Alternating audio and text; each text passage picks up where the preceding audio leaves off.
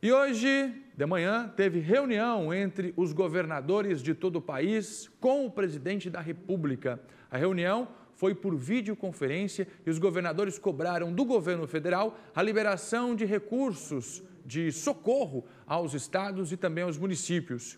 Quem conta mais pra gente é Cláudio Prisco Paraíso, que participa ao vivo agora aqui do SBT Meio-Dia. Oi, Prisco, boa tarde. Boa tarde, Fernando. Boa tarde a todos. E o catarinense Carlos Moisés também participou dessa videoconferência.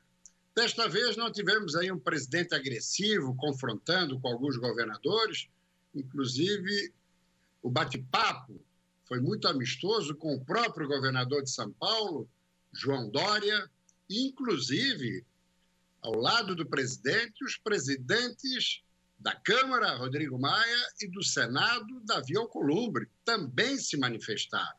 Então, tivemos aí um encontro dos dois poderes, o Legislativo e o Executivo, federal, e com os governadores, mostrando que a tentativa aí é um relacionamento, uma trégua para um relacionamento e uma convivência amistosa, o que é fundamental nesse enfrentamento, nessa cruzada de combate ao coronavírus.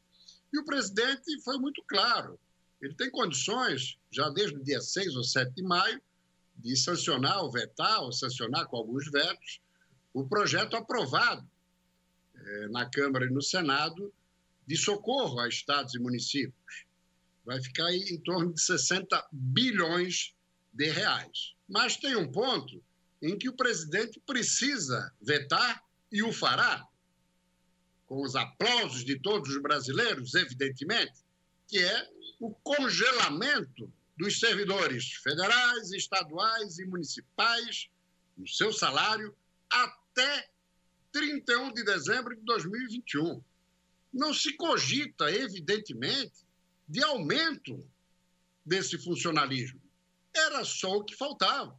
Mas tinha alguns governadores, principalmente lá para o norte e nordeste, que estavam já se assanhando. Vejam só o atrevimento, a petulância, a ousadia. Num momento em que os números da iniciativa privada, dos trabalhadores, é um número preocupante. Se não vejamos, dados oficiais, 8 milhões de trabalhadores da iniciativa privada tiveram o salário cortado ou suspenso o contrato. A expectativa da equipe econômica é de que 73% dos empregados com carteira assinada vão ser atingidos de uma maneira ou de outra. Outros 51 milhões de brasileiros estão recebendo auxílio emergencial de R$ 600 desde o mês de abril.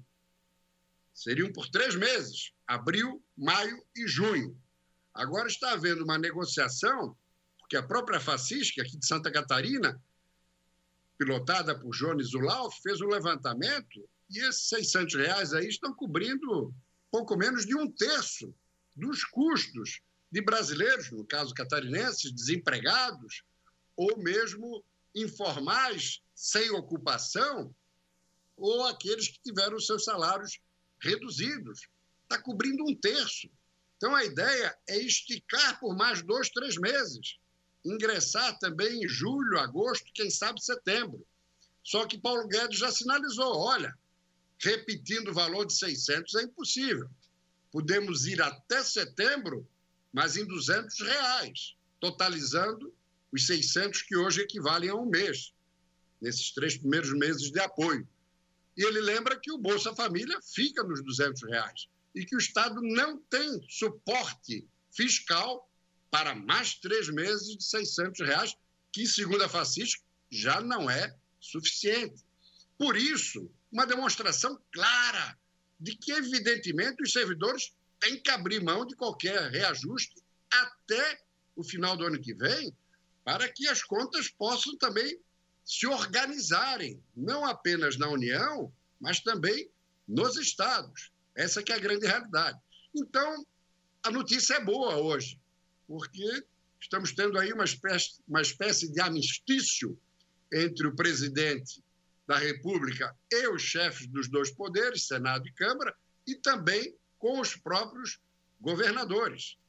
O presidente Jair Bolsonaro, Fernando, prometeu liberar esses recursos ainda no mês de maio. Talvez já venha a sancionar ainda essa semana ou início da próxima, porque os governadores necessitam desses recursos ainda em maio para poder fazer frente, inclusive, à folha de pagamento.